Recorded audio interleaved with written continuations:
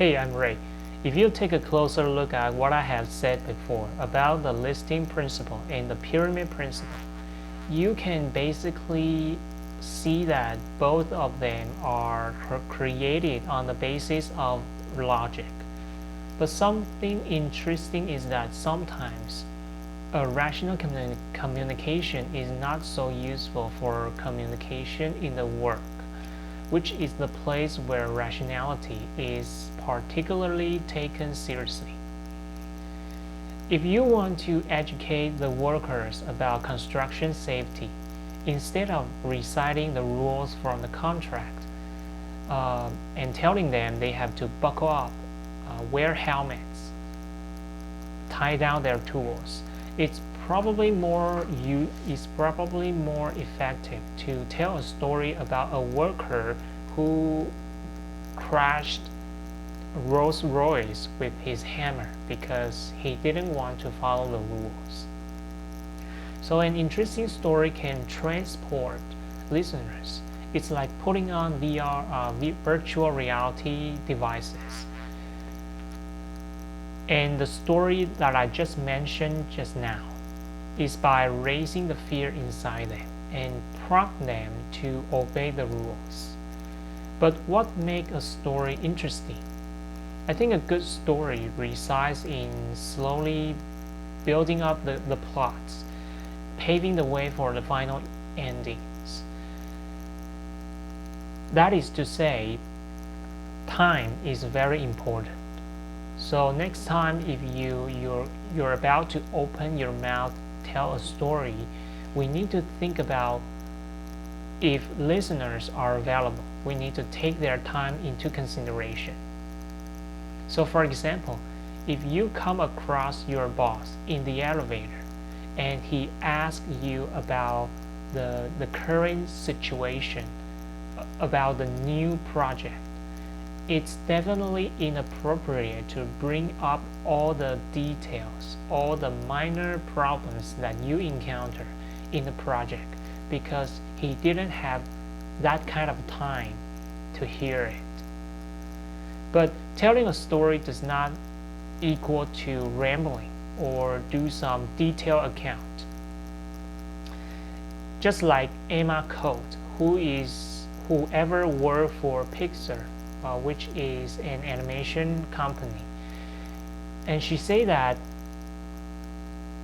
every story have the same consistency. They all boils down to the simple template. And Pixar built every story by this template. And the template is like this. Once upon a time, there was somebody. And one day, something happened. And because of that, something happened. And because of that, another thing happened. And finally, something happened. And that's the end of the story. What does that mean?